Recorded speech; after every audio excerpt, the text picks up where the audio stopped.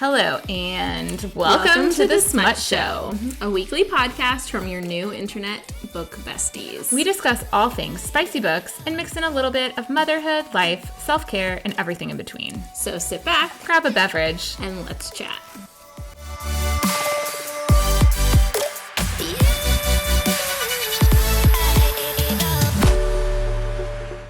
Hello, and welcome to the Smut Show. I'm Neely. And I'm Rachel, and today we have Emily Giffin, a Chicago native who graduated summa cum laude from Wake Forest University and the University of Virginia Law School. After law school, she moved to Manhattan and practiced litigation at a large firm for several years while she paid back her school loans. That's so real. Wrote a novel in her very limited spare time and dreamed of becoming a writer. Despite the rejection of her first manuscript, Giffin persisted, retiring from the legal profession and moving to London to pursue her dreams full-time. It was there that she began writing Something Borrowed and has written 12 books. Something Borrowed was turned into a movie starring Jennifer Goodwin, Kate Hudson, and John Krasinski. It's one of my favorite movies ever, truly. She now resides with her family and 2 dogs in Atlanta, and her 12th novel, The Summer Pact, was released July 9th, 2024. Emily, we're so happy to have you here. Oh, I'm so happy to be here. And it's really good to see you again, Neely. I know. Emily and I have a long history. We have a history. And I was thinking about it today. So the first time we met was 14 years ago. Oh my God. It was when you came to Dallas for book signing and we went to Mikasina, which listeners of the pod know Mikasina is my love language. We have it every Saturday in my house. And then I don't know if you remember this, Emily, you might, but maybe the next summer, my dad was going through a really terrible time with cancer and almost died. It was really scary. And she had a book signing and I wasn't going to go. And my grandmother and stepmom were like, no, you need to go. And so I went and I told her about this. And then she texted me often to check on him. And I've always remembered it and held it so close to me. So, I mean, I will go to bat for Emily any day. Thank because you. Also I realized as we started recording that my microphone was not plugged in. Oh, so I frantically plugged it in. Okay, perfect. I was like, okay. But yeah, it's really nice to see your face again. And you haven't aged at all. And don't you dare say the same back. Well, you're very sweet. Once you hit 50, you fall off a cliff, girls. I feel many years tell older. Us that. I've had, since I've seen you last, I've gotten married. I've had 2 kids. Yeah. Life is crazy. A lot. Yeah. Life is crazy. As it happens. I don't know. Yeah. It happens. My husband and I have been married. It really does. Andrew and I were like, wow, we've been married almost 11 years. And he was like, yeah, it feels like 20. And I was like, that feels like an insult somewhere in there. I can't really tell. Yeah. I was like, thanks, honey. Okay, so we're going to jump into some 1s and 5s. I will start because my 5-star, I told Rachel, I was like, this is so me. My 5-star is the weather. It's raining today. And it has not rained. I don't even know the last time it rained. I'm unsure. It was 115 degrees real feel yesterday when I picked my kids up from school. And I'm standing outside the kindergarten door holding the kindergarten sign. And I'm just like, Andrew was like, are you fanning yourself with it? I'm like, I don't even know why. I'm just it's just hot air into my face. And I don't really have a 1-star. My 1-star might just be that James Vanderbeek posted something very cryptic about a potential Dawson's Creek reunion, and I want to know more. That's because I feel like if you're going to post that, I need all of it. I'm really. It's like I love Taylor Swift, but I need people to stop. You've been so on edge lately. I need to know all the details or tell me nothing. I don't like having to wait. So, Rachel, what are yours? I think my 5-star is also the rain. And then I ordered myself, I'm trying to be better about eating out and ordering myself lunch, and just eating the food that we have. I feel like everybody understands that battle, but I went ahead and ordered myself some kava today and it was delicious. It was exactly what I needed. Except now I feel like I want to take a nap. So that's my 5-star. My 1-star is I watched the most recent episode of The Summer I Turned Pretty this morning and then proceeded to sob for many minutes afterwards. So Emily, have you watched The Summer I Turned Pretty? I have not. Oh, okay. Does your daughter watch it? I feel like it would be like a show mother-daughter age would watch. Yes. Oh, yes.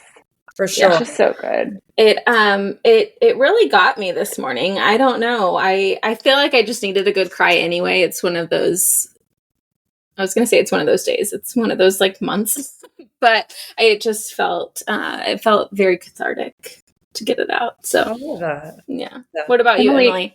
So this is a cop-out, but my 1 and my 5 are the same. And I'll That's okay. We do that. Yeah. It happens a lot. Because my daughter just started her senior year of high school. So I cannot believe she's a senior. Countdown, I know. So she would have been 4 when we met, Neely. Which is insane. Yeah. But she's student council president, and she led the way onto the stage with her microphone and led sort of the pep rally. Did you cry?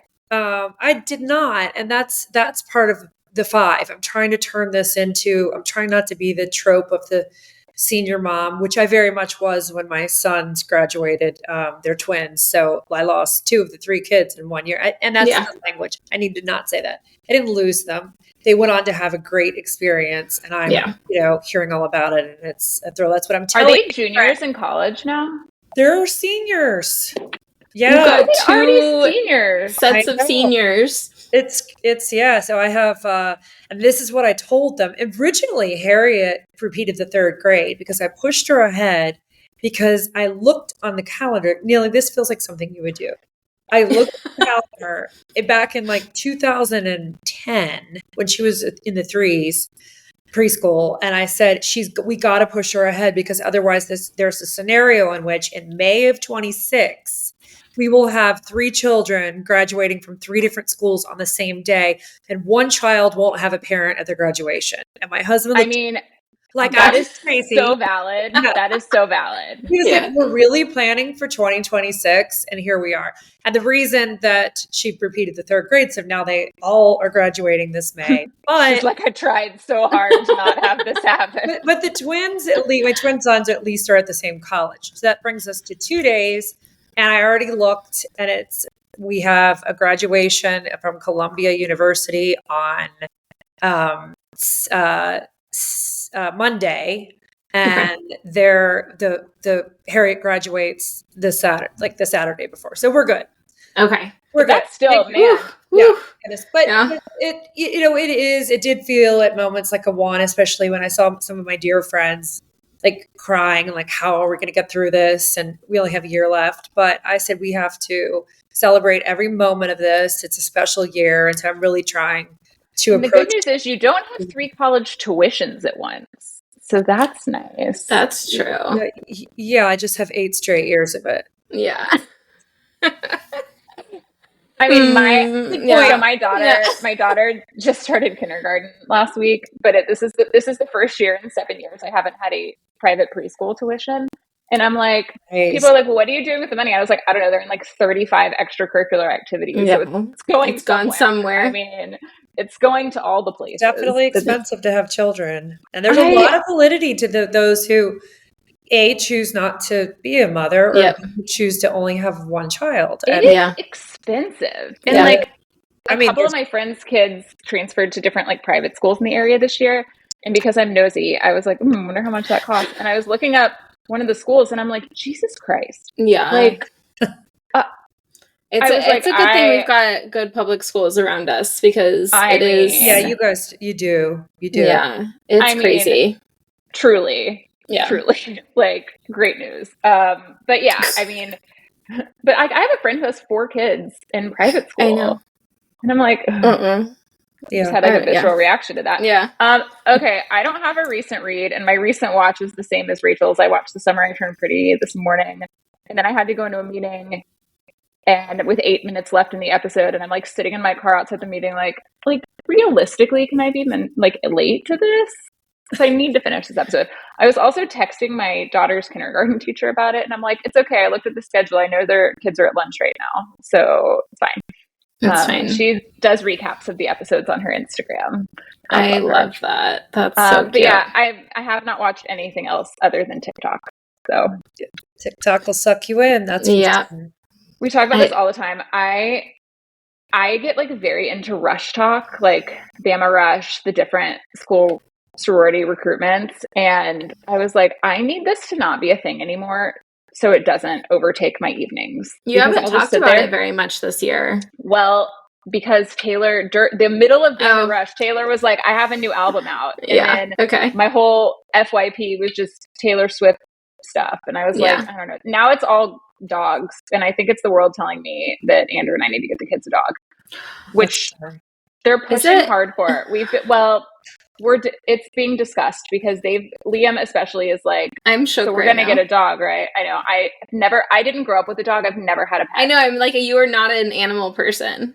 I'm not an animal person. I don't like mess and clutter. So we're in the early talks. I think the problem is three of Liam's my face best friends, that y'all can't see me making. Three of Liam's best friends all got puppies this summer. And I'm like, this is such a problem for me because they all walk them to school. And my kids are like, where's our puppy? And I'm like, we'll get there. Rachel, what are you watching, reading? I watched The Summer I Turned Pretty this morning, and then I am still watching Love Island. I'm behind on it. I know that everybody watched it this summer, and I am watching it now. But I'm having a great time. It's so messy. My brain can't focus on reading anything right now, so I am like in that, I was telling Neely about this yesterday. I'm in that part where I know that something bad is going to happen in my book. And so I'm walking away from it for a while and TBD on when I return. Rachel can't read anything sad or upsetting. So, well, she told us pre-taping that she fell apart watching The Summer I Turned Pretty. Yeah. I mean, I didn't. It was very emotional. I haven't seen it, but now I know it's sad. It's not sad. I mean, there's some sad parts. But it's not sad in like the way you probably think with how Rachel's describing the way she cried. With the way that I'm describing about how I'm sobbing. It's about a relationship. Yeah. Like it's a love triangle situation. 22. Yeah. Okay, Emily, are you reading anything, watching anything? Let's see. I just watched Amy Bradley is Missing. My husband and I watched that. Yeah. So I think that Rachel's looking at us like she doesn't know what we're talking about. I don't Rachel know what that like is. Stuff like Amy that. Bradley it's a true crime cruise with her parents and her brother in the early 90s. And she like disappeared. And I actually do like true crime. So it's some people think. I should say, and there should be a warning that there is no answer or closure. Yeah, they don't know what happened to her. Don't know, but I believe she's still alive. People either think that she was taken in traffic off the ship, or that she was taken off the ship. And I think I saw recently. I've got chills. I don't want to give it away for people who want to watch it. Well, I mean, I say give it away. It's a real story. I mean, it's a 30-year-old story. Spoiler alert. Yeah, but I think that there's photos that were found of her in a sex trafficking capacity, and her mother thinks it's her. And I spent years thinking Natalie Holloway was still alive. Like I was convinced for the longest time that Natalie Holloway was still alive. So I was convinced the whole time that Elizabeth Smart was gone, that she was alive, and I was right about that. Yeah. So I remember when I was a freshman in college when that happened. Yeah. Elizabeth Smart, and I can vividly remember I was in class and my mom called me and was calling me over and over, and I'm like, so I like stepped out of class because I'm like, did someone die? Yeah. She's like, they found Elizabeth Smart. I'm like, I'm in class. My sister called me in London, and I think that's the only time in my life that I've fallen to my knees with happiness for something that had nothing to do with me whatsoever. It wasn't, I was just so like viscerally, deeply relieved that they found her. But I'm also I try to read the books that Harriet is assigned in school. And I'm reading Kindred by Octavia Butler, which is just a gripping novel. I mean, some of the things she's assigned, like that I read years ago, I'm like, no, not going to do this again. Yeah. This I did my time. It's like War and Peace. We're not reliving that. But this one grabbed me right away. It's about this woman who's going back and forth in time between the antebellum South. She's a Black woman. She goes back and forth between the antebellum South and like her current day California. Like kind of like a Lion, the Witch, and the Wardrobe thing. Happens to her and this crazy. But it's pretty intense. And I think I think I read, or Harriet told me, that it is a television show. It should be if it's not, because it's called Kindred. We should look that up. I do like a time travel. I do too. Yeah. Especially when the person knows fully what's going on. Yeah. I don't really like it as much when, they don't know what's going on. 100. I'm looking it up and seeing if it's a show, but it says Kindred 2022 one season. Oh, there you go. Okay. Oh, there. What's it on, Neely? Yeah. So it looks like you can watch it on Hulu. Okay. For those, there you go. Listening. Telling you, it's that kind of first few chapters that grab you like visually like a television show, but yeah. But yeah, that's about all I have. All right. So we start every interview with tell us your villain origin story. Tell us how you got here. Like what made you start writing. We kind of glossed through it in our intro, but you said the villain origin story? We call it our villain origin story. Yeah. Because we're all villains. Well, everybody's the villain of their own story. Everybody's the villain of their own story. So a villain in my book, or just my personal story? Just your story. How did you get into writing? Okay. I'm just that's really the second time we've really through. Yeah. Yeah, I guess I can make it a villain story. I can make it about the villains at my law firm where I was practicing. There you go. Like Rachel in Something Borrowed, my first novel.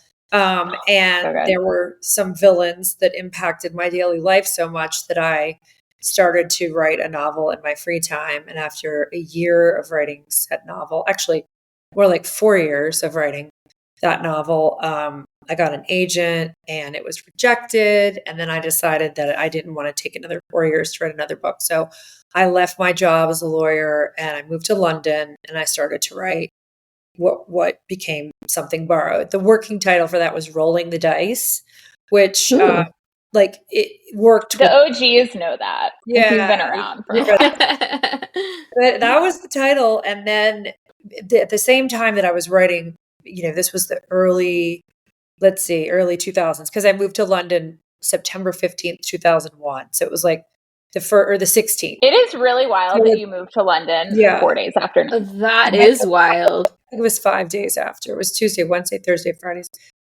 No, I think it was the 15th. I think it was. Whatever day they first let flights out of JFK. You're like, I'm going to bounce.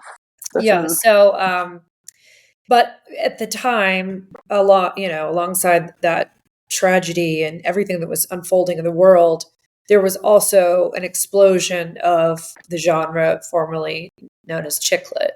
Yeah. And so that was kind of the late 90s, early 2000s. And, one of the pivotal things that I think really turned Something Borrowed into a success, and I always give her shout outs, like she knows how much I love her and appreciate her, but was Lauren Weisberger's doing the blurb for the hardcover. And I really think that's what, it said, blah, blah, blah, Page Turner, love this book, Lauren Weisberger, author of Devil Wears Prada. Mm-hmm. So you had Devil Wears Prada, you had Bridget Jones' Diary, you had Jennifer Weiner's Good in Bed, you had Jane Green was prolific. I feel like that's around the same time the Shopaholic books kind of started too. Mm-hmm. Yeah.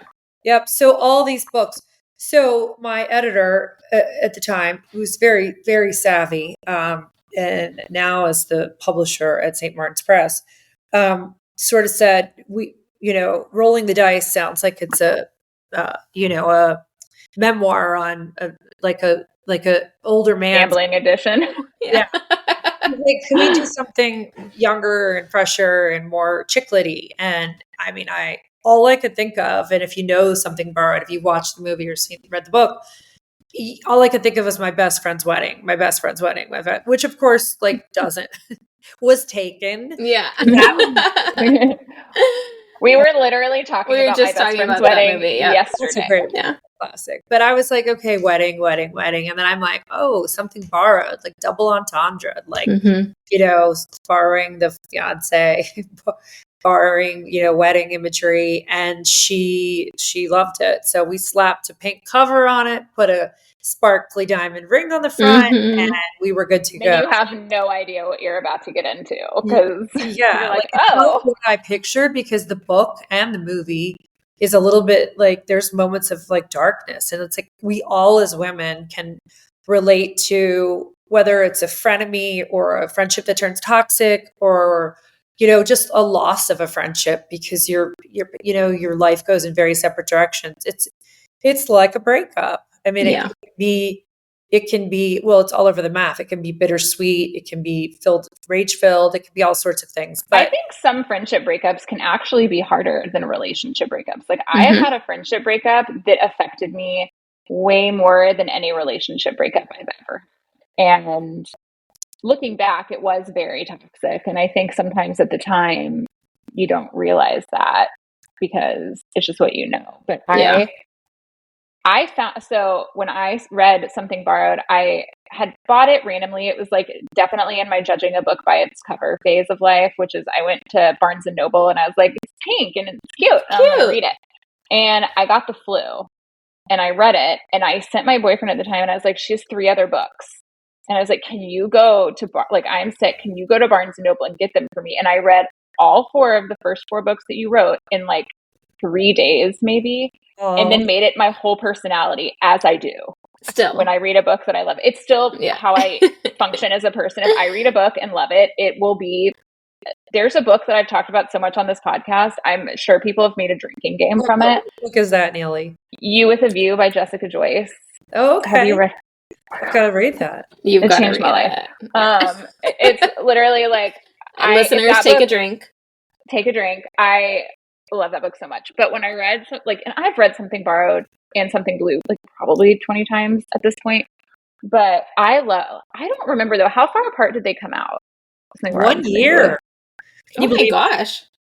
So in the beginning of my writing career, I published Something Borrowed in 2004, Blue in 2005, Baby Proof in 2006, Love the One You're With in 2007. And then I said, I think there was, that's right. I did 5 right in a row. And then I said, but the first 2 were sort of like false because like you published in 2004, but I'd been writing it since 2001. And then I had lead time to write Something Blue. But those next 3 were really challenging because I had 3 babies in that 3 years. Yeah. So I'm like, I can't keep doing this. And so I moved to an every other year schedule. So now since 2008, I've done odd years. So 8, 10, 12, 14, 16, 18, 20, 22, 24. About to do 26. Because I would just expect it. Like I would be like, oh, like it's like your clock went even off. number year. I'm time. Like, she'll have a book in June. Like I was like June or July, every other year, like clockwork, I can expect it. And I mean, obviously I've read them all. I usually stop what I'm reading to read them. I think it's funny because I think Love the One You're With is actually my favorite. And I think it was in a reread, like much later in life. I feel like, especially like getting married and like I feel like it very much resonated more with me later than Leo. Oh, I can't, guys. You can't. I can't disclose stuff like that. Well, we know who you're Andy. We know who you're Andy. And his name is Andrew. I mean, like, but you can't call him Andy or he literally will never speak to you again. No. He's not about the nicknames. I love that Emily just wanted to expose Neely. She just got, my face got so red. You can't tell. But circle back to that later, right? Yeah, we'll circle back off the pod. But yeah, I mean, I think it's like the one who got away, and revisiting past relationships, I think is so interesting. You should watch The Summer I Turned Pretty. Okay. Well, I mean, it's like that, but imagine them 20. Okay. Yeah. Good. Can't wait for that. Okay. So you published Something Borrowed, Something Blue. You published all these books. You went kind of in every other year. You've now done 12. And out of all of your main characters, is there one you feel like you identify the most with? Oh, let's see. You know what? There's this is a cop out, but when you're writing in the first person, I feel that it for me, I have to have something that I connect to with that character. So like I don't have to have everything in common with them, but there has to be something. So so all of my protagonists, like first person protagonists, I feel like I can relate to in some way. Maybe Shay and the one that's set in Texas, the one and only. I love that book. Standpoint of having a love interest who's 20 years older and who is your best friend's dad, which is, but I go in with the taboo stuff, the unconventional love story. We love an unconventional love story. Well, I mean, it's exploring the messiness of life is what I love to do. But just in her love of sports and, for her, it was college football. For me, it's more college basketball. Oh, I do have to say, I do have to get a brag in here. My best friend from college, and her name is like in the first few lines of the acknowledgments of every book. Her name is Nancy Moeller. Her husband was just named president of the University of Alabama. So, oh my gosh, that is a really big deal. Are you going to be like a Roll Tide roll person I told Nancy, I am going to be like the biggest bandwagoner on her life. So, I've already invited myself to her. She's like, I bought season tickets. I'm going to be there. I'm at every game. What, girl? No, you're just. She's like, I'm not paying. She's like, I'm sitting in the suite. I'm invited. Speaking of college, has Harriet, does she kind of know where she wants to go to college? To Wake Forest, which is did that just make your life? She's running in college just like her brothers. Yes, it made my life, but what really was special is that she chose it. Like it was her first choice. Because she can be a bit of a contrarian. And unless it really was her first choice, I was just bracing myself for her to say. That youngest kid always is. You cannot tell them anything. Yeah, no, she would have. The youngest girl, too. Yeah. Yeah, she just wasn't going to love it for me. She loved it for her. And that's what makes it so special. So, I mean, I can't. That's also cushioning the blow of the countdown. Yeah, because she'll kind of get to relive it, a little bit, like go back to the school a lot and be able to just see there and see her, or move there, or there you go. Be like Lorelai, just sleep on her dorm floor from Gilmore Girls. Be like, I live join here in. Now.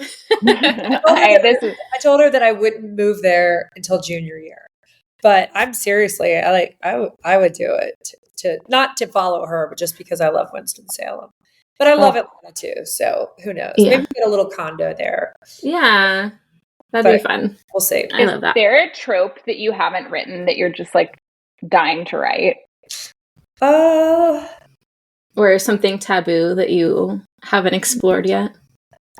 Let me think about that. I usually just tackle whatever it is that I think of, but let's see, a trope. Well, name some tropes, guys. Well, I mean, I guess we've done best friends fiance already, but I don't know, second chance romance, enemies to lovers, accidental pregnancy. I'm just spitballing here. Yeah. I'll get back to you on that. I'll think of it. Okay, we'll circle back. Okay, what was your most fun book to write? Let's see. I think Something Blue, because it was flipping the first book on its head, like writing about it from the other viewpoint. It makes you just love Darcy. It's like, and she really, talk about a trope. Like she really had a reckoning and a change of, can people change that much? I mean, I believe they can. She did. But it was hard to redeem her. And I think, most readers would say that I did redeem her, and I hope I did it in a believable way. I think really, I do think true love can change you, and change you. Relationships can change us. I actually really love a good redemption arc, and especially I think it can be. I think we see a lot of male redemption arcs, and I feel like people tend to shy away from a female character redemption arc, and I I think that it's really interesting to explore and fun to read. I loved when Elsie Silver did that with Winter. That was I think it's comebacks in general. Did you see Monica Lewinsky just won some? I love her so much. I do I went on a tangent. I went on a tangent to my husband the other night about this because I was like, if that happened today, she would never be treated the way she was treated. And we're all guilty of it. I mean, granted, I was like 10 when this happened or 12 or something. So like, I'm not going to take the blame for how I treated her. I was but a child. We don't blame you, Neely. But my point is like, she was a child. She was a child, and he was the most powerful man in the world. And like, it's funny. It's kind of another example of just like, as you get older, as time goes on, the way your brain shifts for how you look at things. But I think also society changed a lot. The Me Too. Yes. Absolutely. Changed everything. And, he should have been impeached, for that. 1,000%. I mean, I'll just say it like I'm a Democrat. I feel like I'm a moderate one, but I'm like I wasn't 12. I was my first year of practice. It was in 98, wasn't it? Okay, sorry, I wasn't 12. I was 14. I was 26. So I mean, I should have, and maybe it was because I was 26. So like, I saw myself as closer to her age. Now I see 22 as like, I mean, it's like my boys will be 22 in like 6 months. And you look at it differently. I'm like, you are a child. Like you are, you know nothing about the world, and you're just trying. I mean, she was just trying to doing your best. Like we didn't let her become a person. Right. Like we as a society didn't let her become a fully formed person because she's always had an asterisk next to her name because of this. So I love seeing her just kind of like, first of all, she's funny as shit. If you follow her online. She's one of the funniest people. If you don't follow her, you need to follow her. It's empowering. And I think she's great. She's very smart. So there's a good comeback for you. Yeah. I love a good comeback. Okay, we talk a lot about adaptations on the podcast, book to movie, book to TV show. So what was it like having your book turned into a movie? It was incredible, surreal. It feels like so long ago. She was in it. There's a link and you'll miss it moment. I have to go back and rewatch it now. Yeah, on the bench. I was reading Something Blue on a park bench, right? And it's funny because the day that I was in New York that worked to shoot a cameo was the day that they were doing this particular scene, and one other that like you couldn't have an extra. And but that scene is one in which Marcus is discussing masturbation with Rachel. So I have to be like the appalled girl on the bench who's overhearing this like jerking off comment that he makes, and I'm like, oh heavens, like so funny. So probably wouldn't be like the ideal scene to be in for if I could have just picked anything, but I was certainly honored to be in that. But we are working. I can't announce the details yet, but on a adaptation of All We Ever Wanted, which is the book in Nashville, and I'm really excited about that, and I'll let you know as soon as I can announce something. But it's being adapted into a miniseries, so 5 episodes, and it just explores this, this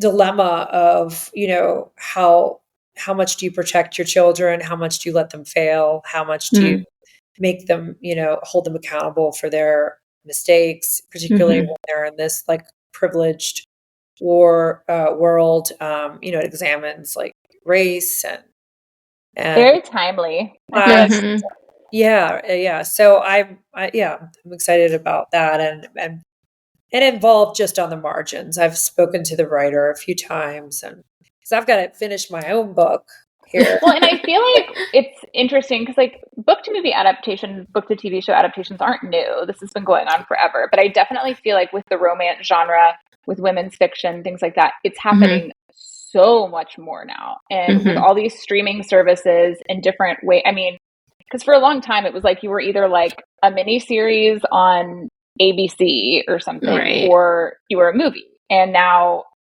we have a billion services, a billion people doing this. And yeah. And so, I mean, there's just so many more opportunities for it.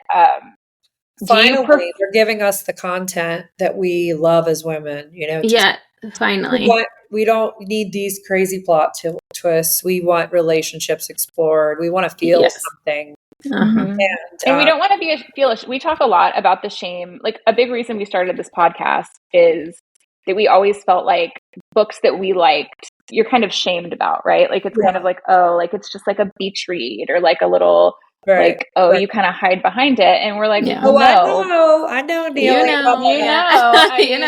The chick lit. We wanted a place for people, to feel comfortable talking about it, and for it to kind of spread more awareness that, like, listen, just be happy people are reading. Okay. Like, don't yuck somebody's yum on what they like to read. No.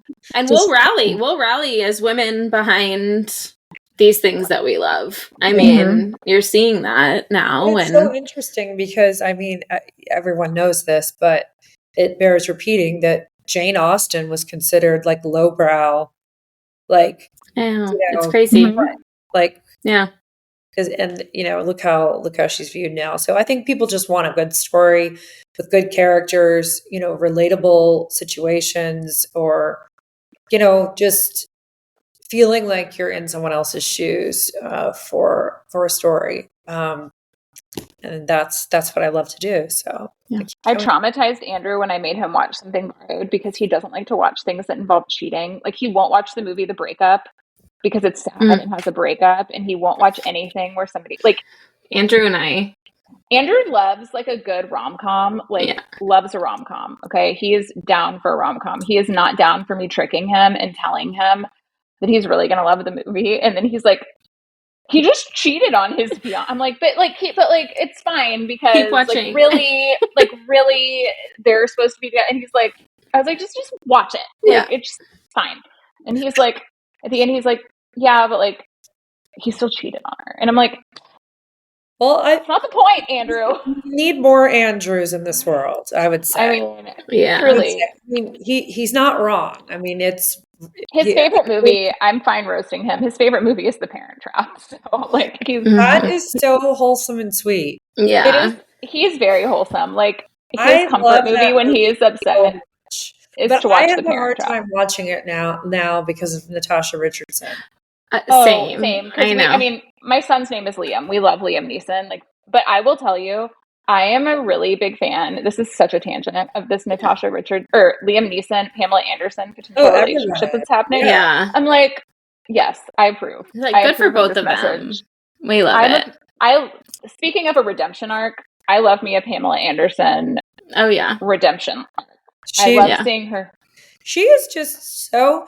Her face is so sweet. Her voice is so sweet. She's so beautiful. Like, she's just such a gentle, kind soul. And you when it was, you can't judge a book by its cover because all you saw was these boobs and these big lips and all this makeup. And shame on us for not seeing, because she had to have been just as sweet and soft. I feel like she's always Did you watch the gentle, but we didn't see that. Did you watch the miniseries with Margot Robbie? Is that who it was that played her? Or no? Was it someone else? Who played her in the miniseries? It was the Pam and Tommy miniseries. Pamela Lee Anderson? What? It's not I'm telling you, it's not. Is it Margot I think Robbie you're right. And the Pam and Tommy? I don't know what Tommy. No, it was Lily James. And the amount of times I've gotten Lily James and Margot Robbie confused recently. Very similar. Yeah. They are like, this isn't just me, right? James usually have dark hair though, or no? Yes, she does. Okay. Yeah. Anyway, it was Sebastian Stan and Lily James, but it's really good and made me really love Pamela Anderson even more. Anyway, that was a total tangent. Sorry for that. Okay. How do you decide what you're going to write next, or is it more like a collaborative with your editor and publisher? No, it's definitely not. Well, in some ways, once I have an idea, I talk the idea through with my editor and my agent, they're both dear friends. And we talk about the idea. and whether they think it has potential. The idea really has to come to me first. And I think you just have to it just has to feel like something you can sink your teeth into and get excited about. My last one was about the Summer Pact, the one that came out last year, out in paperback now, is about 4 friends from college, and they go through something very tragic together, and they make a pact, the Summer Pact, to come together if any of them ever hits rock bottom again. And that was just, I really wanted to explore like friendship and how our friends are our found family, and they can really save us. So yeah, that was, and then as I was writing it, I went through a divorce. Neely, you know that, right? I did not know that. Yeah. I haven't. I'm like, my facial expression. No, didn't know that. Did not know that. In January of 24 last year, it was finalized. And we kind of went through it for, the year before that, very, very quietly. So that would have been the year that I was writing the Summer Pact. So it was like art imitating life in a lot of ways, is because she needed her friends for what she was going through. And I definitely relied on 3 or 4 people to get me past that. It was really, really challenging. I didn't do one of those. I asked my kids, I sat my kids down and said, do you want to just rip off they knew already. They knew what was going on, obviously. Yeah. But I said, do you want me to just do a post? So all your friends, mom, like everyone in town, everyone everywhere, like who's following me and know pretty much everyone they know has like some connection to my Instagram page. Yeah. So I'm like, should we just do that and just say the standard, we've grown apart, and they were like, no, we don't want it on Instagram. So I respected that. I would have done that because, I'm like an open book. Yeah. Yeah. I mean, I will say, I think as a child of divorce, my parents got divorced when I was 8, very different. There was not social media. I think it's very nice that you ask them what their preference is for that, because I do feel like it's hard when you have a public persona and people scrutinize or talk about anything you say. It's like you might not even be thinking before you say something, and it's like, oh God, like now what? Like now people just took this the wrong way, or people think this, or people think that. And I've seen it. Well, I think all of us, as I feel like I've gotten this way where I feel like I used to be such an open book, and the more people that follow me on Instagram now, the more I'm like, okay, I'm really thinking about. Emily, but it's hard because it's like this big thing that you're going through, and then it's really hard. So I don't know if you know this. I've never posted my kids' faces on social media. So my husband works in internet security, and he is very private as a person. Like, he doesn't do social media. Poor guy, we got together. I was like, by the way, I do this. And he's like, okay. I just spilled my guts on the internet.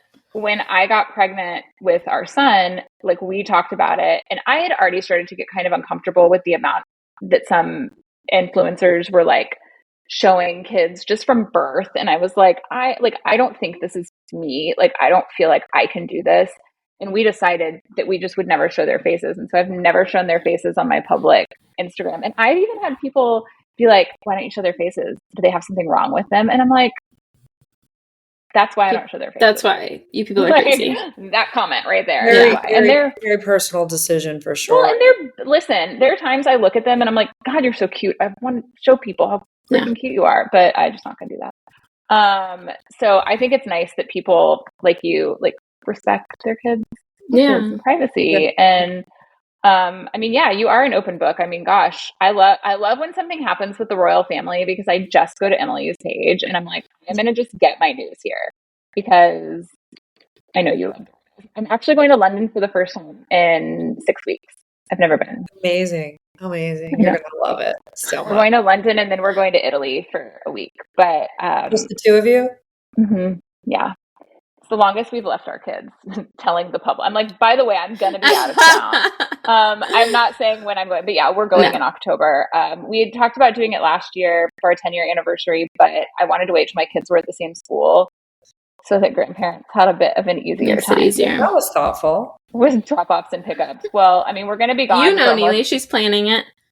Yeah, I mean, well, we actually, so my husband's never been to Europe, and I haven't been to Europe since I was 15. And so it's something we'd kind of always talked about, and we were like, well, for our 10-year anniversary, like this is what we'll do. And so then it like came up on that, and I'm like, so are we still doing this? And then we were like, let's wait till 11, so they're at the same school. And so now we're going. There you go. My new passport just came in the mail because I realized that my passport was going to expire right after our trip. And apparently that is a no-no. Yeah, you cannot have careful. A passport that is about to expire, or they will not let you come in. So I had to get a new passport and was real worried because I was like, shit, this is going to be a thing where I can't get the passport. But apparently just renewing it is very easy. Yeah, it's not when you have to apply for a passport. So I was like, okay. I did have to go back because I changed my name. Even though I published under my maiden name, Giffin, I took his name. So I had to go through all that paperwork again. And I'm like, oh, it sucks to be a woman. But it does. I mean. Okay. We were talking a little bit about social media. You're very outspoken on your social media. Have you gotten any backlash about that, or like what's kind of I mean, I'm sure you have, but you maybe block out those people. But what's that like? What's kind of your thought process behind that? And well, your listeners are welcome to Google that and maybe they'll find something. But I would say that when I started on, posting on Instagram or on Facebook, like it was just, just a few followers, and then I miss the OG Facebook. Yeah, I just posted a lot more. I posted as if I was talking to a group of friends, and I really did that through 2020. I would say, which earned me a lot of unfollows because I'm very transparent about what I think about, politics or. And I'll say this, the far left has been angry at me. The far right has been angry at me. It's like so you really can't win. I think a lot with people down along those lines because I say what I think and it doesn't always fit into a neat box. So just from a practical standpoint, I've been a lot more careful about what I post. In recent years, in the last 5 years, but I still, I still do all my own posting. I still feel like I'm very authentic. I still post the things that matter to me. My kids' faces have been out there so long, and they're 21 and 18. I literally feel like I know your children. Yeah, I'm like, they're like you telling me that everyone's a senior. I'm like, but that can't be because I am 30. Yeah. So right. I don't believe you. No. But I've never, I've never posted anything that they're uncomfortable with, or if I have, they're like, they don't like the way they'll say, take that down, and I take it down. Yeah. So it's. Yeah, but I think that there's a fine line between you're going to get yourself canceled if you are, no matter how careful you are, you just have to be you just have to really think through it. And there's also a fine line between being, I don't know, people's feelings matter. And so you have to really think through how you can impact people's feelings. And sometimes it might feel like, oh, that's a stretch for you to feel that way. But it's intent versus impact, right? So you really have to think through the impact of your words, even if your intent is pure, even if if you didn't mean anything by it, you really have to think through forwards, backwards. If you're on the line at all, don't post it. Yeah. And I think too, you have to, if you're an online person, you have to have a thick skin. There's just no way around it. You won't survive it if you don't have a thick skin. And I multiple times have had to remind people, I am a person, I am a human person behind this. Just Emily, you are a human person behind that. Whether or not somebody agrees or disagrees, people are real riled up behind a keyboard. People that would never say stuff like that, in person. I mean, back during the election, all I posted was a picture of me with a voting sticker on, and people came at me like I had posted waving Biden flags around. And I'm like, I just posted that I voted. didn't say who I voted for. Probably pretty obvious if you followed me for 2.5 You're probably seconds. not wrong, but you know who I voted for. And I have no problem saying that. But like, I've always been like, just vote. Like, just vote. Mm-hmm. Voting is important. And people just get nasty online. And it's especially, I feel like saying to vote, people assume you're a Democrat. And if you have like flags, like American flags, people assume that you're a Republican, even though Republicans should be voting. And even though Democrats should have flags. Have a right to the American flag. Like, it doesn't belong squarely to one party. No, it's really like what there's has happened. A lot of, misconceptions about that. And there's a lot of people also, there's a lot of public people who cancel, non-celebrities, like, unfollow, or they, block someone who disagrees with them. And I try not to do that either. Mm-hmm. I mean, unless someone's really, really offending me in a personal way, mm-hmm. Then if you're speaking respectfully and saying what you believe on my page, I'm fine with that, even if it's like a 180 from what I believe in. Mm-hmm. One of my really good friends and I are very politically different. And I went through IVF to have both my kids, and she didn't really know a lot about IVF. And when a lot was coming out a couple of years ago, or a year ago, I guess, about like IVF rights and reproductive rights and how that was going to affect people being able to access IVF treatments, I was really vocal about it because it's something that I am very passionate about. And she and I, even thinking very differently, like had such a good conversation about it. And she was like, I really hadn't thought about it this way. Like, yeah. And I think it's like, it was a good reminder to me that like, we can have different opinions, whether you know the person or not, whether it's an Instagram DM debate or not. Like, we can be kind. Like, we can be kind to people that don't think the same as us and don't have the same views. I mean, sure, like there are times that you just can't be, and somebody says something so fucking off kilter that you're just like, I can't you. Yeah. My father is like diametrically opposed to what I, and we just have agreed just not to talk about it. My dad too. We have to not talk about it. We have to remove it from the conversation because we think too different. And my in-laws. Yeah. That's a whole thing. Oof. Yeah. Do you and your husband think this on the same way, Neely? Yeah. So I will say, and I mean, I've talked about this before. When we met, and my friend was like, just so you know, like, he's a Republican. I was like, absolutely not. No, thank you. I don't want any part of this. And he's really not. Like, I would say like pretty Republicans, and then there's like Trumper. Yeah. Oh no. I feel like there's a big difference. And I mean, I think he was raised in like a very like John McCain type Republican upbringing, like a George Bush, like classic Republican upbringing, right?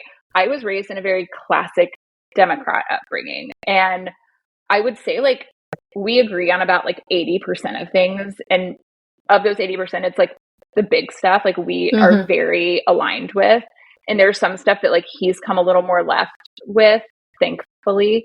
And I also think us having kids has changed him a lot. I think us having a daughter especially changed a lot of things that maybe he was kind of raised to think one way about. And then as we've had kids, as he's had a daughter, as our kids go to a Title I public school. Like you see things differently.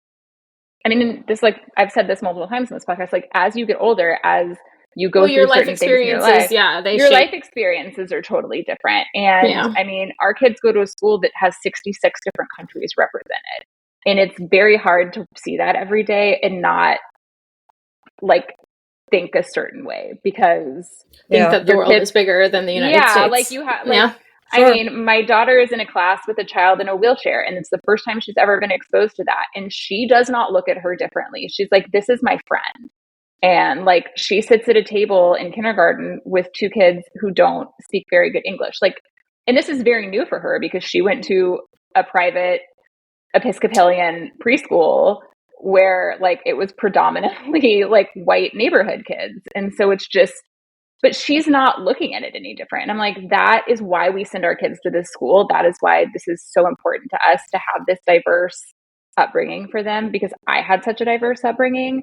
And my husband had the complete opposite because he grew up in a neighborhood in Houston where it's like, I don't know. I can't name an Atlanta neighborhood. Whatever, like very white suburbia is. Like that is where he grew up. And, it was something that when we got married was really important to me. And he didn't really have an opinion either way. And so it's what we chose. But to go back to what you're saying, we align pretty well on what I say is everything that matters. Yeah. So, awesome. There are people that we might not align on. Like there are just some political people he likes a little more than I do, and I like a little more than he does. But, it makes for healthy debates. Yeah, there you go. That, thing that went around, I feel like goes around every once in a while. That's like what radicalized you. And for me, it was having daughters. I was like, and I think that's a really common, I think having daughters changes you. I think having a girl that you have to raise, which is crazy as a woman. I'm like, why didn't I feel that way about myself, like for myself? But like, then you look at, I don't know, I want different for my girls. So Emily, our last two questions are kind of always the same. First is what's a piece of advice you have for an aspiring author? I would say write every day, or write as much as you can, read as much as you can.